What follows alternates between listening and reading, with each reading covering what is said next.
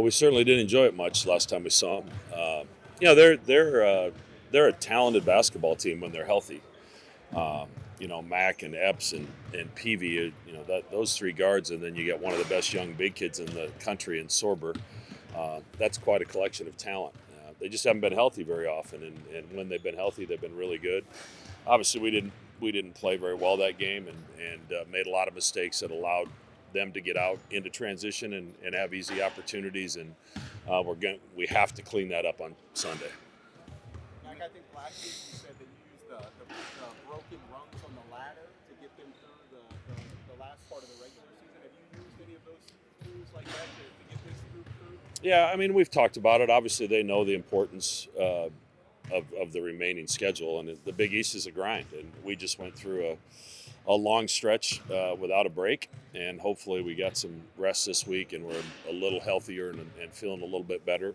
But it's going to take a great effort on Sunday because Georgetown has proven that they can play with the best teams in our conference. I think you boiled down that first matchup to 6 pick sixes because you lost by 24. So that's 6 you didn't get, 6 easy ones they got. Have you guys the value of that possession battle, that math battle, been emphasized? Yeah, it felt like 16, not 6. That got away from us in a hurry in the second half. It was really a 3 or 4 point game with 16 minutes left in the game or whatever, and then they just went on that huge run. So we have to do a better job of taking care of the basketball. PV I think is one of the elite defenders, not just in our conference but in the country. He's hard to screen. He just blows up screens because he's so powerful, and his anticipation skills are really good. So, and you combine that with the fact that he absolutely plays his tail off. So that's a recipe for a high level defender, and he certainly changed the game defensively when we played the first time. I think you guys recruited him in the portal this offseason, if I'm not mistaken. Obviously, right now he's playing like a national player of the year. I mean, the numbers he put in his 5 games are crazy. What stands out about him late in the game? Well, I mean, it starts on the defensive end, but he's certainly added a lot to his offensive game. He's shooting the 3-point shot much better than he ever has at any point in his career. But his ability to get downhill and the physicality he has on when he drives to the basket, like you're not going to stop him. Like he's so powerful. So yeah, we talked to him and his dad during the recruiting process. Obviously, a great kid, and has had a great career. How's Ryan doing?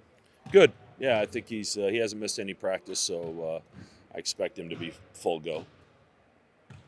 Mac, I think before the UConn game, you guys said that every game in front of you, your destiny was kind of in your control. How did you go through the last couple of weeks of the regular season when you kind of need things to go your way that are out of your control to get back to the top of the league? Yeah, I mean, obviously we need some help now, but the reality of it is you take every game one at a time, and it's all you can control is your preparation.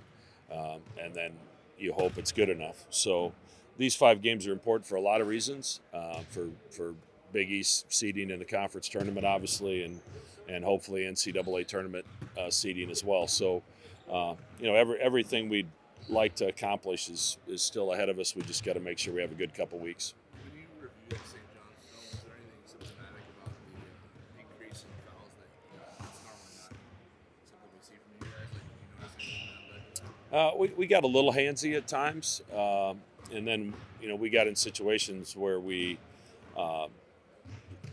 because of a few communication mistakes, we ended up in space and in rotations. And now when you're in rotations against a team as athletic as St. John's and the pressure that they put on the rim for multiple positions, you're asking for trouble. And it just the physicality of the game. There's a lot of fouls on both sides, but we can't be one that loses that battle.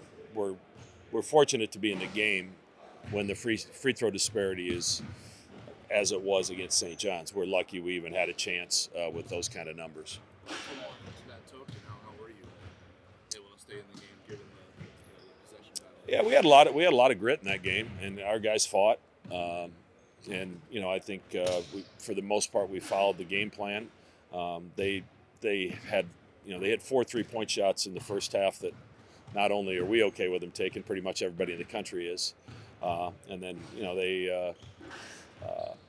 they got us on the offensive glass there in the second half that proved to be the difference in the game. Coach, how do you feel about the reviews, video reviews? Like, is there too many? Is inconsistency for the crew? It seems like what they're looking at and so forth. How do you feel in general about it? How it's I mean, we lead the country in fewest fouls per game. So I'm not really one that should probably in a position to complain. So I don't. I mean, I've never been one to. It's pretty clear that as coaches, we're not supposed to comment on officiating, and I live by that. Are you trying to work on some things that you feel like you can get a little bit better before the stretch run? What are your priorities?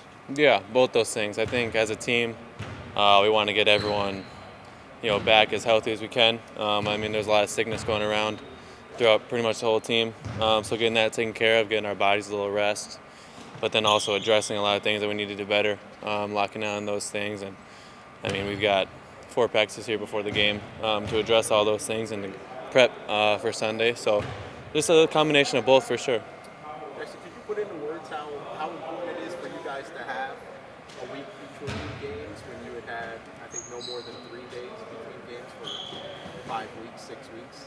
Yeah, I think it's really important, especially for the sense of getting healthy. And obviously, like Kalk, Stephen, Jemiah all play a ton of minutes every game, for them to be fresh. And it also gives us more time to work on ourselves, which we don't have a lot of time. Usually it's just you jump from prep to prep and get ready for teams, and you don't have as much time to work on what we really need to get better at. So I think that really helps. Jackson, you talked about things you got to work on. I assume defending the glass is one, the offensive rebounds. Yeah. Can you just describe what the drills are like and how much you guys have been working on that, and with you and the other bigs especially?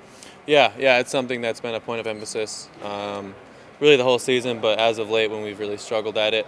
So just making sure, I mean, the coaches have had a bunch of rebounding drills and put in the big thing in the hoop so it can't go in. Make sure we can need to box out every time, and just really holding them holding us accountable and us holding each other accountable for doing all those little things every time. Have you done St. John's film review? Yes. Yeah, we did it Yeah, Wednesday. so Mac was, I don't know, disappointed in, I guess, how many fouls you guys obviously committed, because that's something you guys try to not do. What did you see as maybe the culprits in terms of why St. John's was able to get to the line as much as they did in that game? Yeah, I think we put ourselves in a lot of bad positions as far as us being in the wrong spot in the gaps, or not guarding the dribble, and then rebounding as well. We got put in bad spots. So I think it was really self-inflicted. Obviously, you wish some of those calls you could have got back that you maybe thought weren't, but a lot of it was self-inflicted. So I think that was the main thing. You got a few games left in your first regular season, but what's your first journey through the Big East been like? I mean, it's been great. I love it. I think obviously there's so many great teams, great players, and it's been fun. I think it's really been fun seeing all these cool cities too. Like, every city is cool, and I mean, I love the road trips, spending time with the guys, and just getting that time with them on the road. But it's been a lot of fun so far, and we're excited to finish it out, and we have finished out strong. So How do you maybe not just for you, but especially you, since this is your first time through, how do you stay focused throughout a 20-game gauntlet now that you have 5 left? Yeah, just taking everything day by day. I think that's been a big thing for me too, and just working on, getting better day by day. Whether it's lift, practice, just one foot in front of the other, staying focused on what's ahead of you, not looking too far into the future or looking back into the past. Just really just staying in the present and taking advantage every day, every opportunity. I know you got the Notre Dame win, but that 6-minute stretch at the Garden, in a hostile environment without Kalk, for you guys, you probably didn't know what was going on. He wasn't out there. Yeah. Did it reinforce anything about what you guys are capable of as a team without your superstar center available? Yeah, obviously it's tough, because I mean he anchors this team. He's our defensive system, and offensively we play through him a lot. So without him on the floor, it's tough. But I think it shows also what we can do. I mean, without him, obviously it's blessing to have him back. You know, it was scary for him going down. So, but yeah, I mean, he's obviously means so much to his team. So having him back is it's great. But you guys hung in there. That has hung- to be yeah. confidence. It definitely. I mean, we had chances to pull ahead without him in the game, which definitely reinforces the confidence of all the guys on the floor and what we can do as well. But now adding him back into there, I think it's definitely a confidence booster. What were those few minutes like when he went down and you guys are obviously still trying to win a game, but also probably worry about your friend? What were those few minutes like? It was a little crazy. It was I felt like unorganized at times from the whole team, especially. I mean, offensively, it felt very stagnant in what we were trying to do, and then defensively, obviously, don't have him back there. I mean, Freddie did a good job, but it's obviously a lot different feel without him. So it was weird for sure. You went on radio after the Georgetown game and called it an embarrassing performance. What stood out to you about why that was, what the level drop off felt like to you, and why it stood out to you in that manner? How do you guys avoid the symptoms of what caused it? Yeah, I felt like we got punked everywhere from the boards to turnovers to how we were guarding to offensively. Every aspect of that game, I felt like they just punked us. And I feel like now going into that one, we owe them one for sure. And we know what we need to do. We know exactly what we need to do to make sure that doesn't happen again.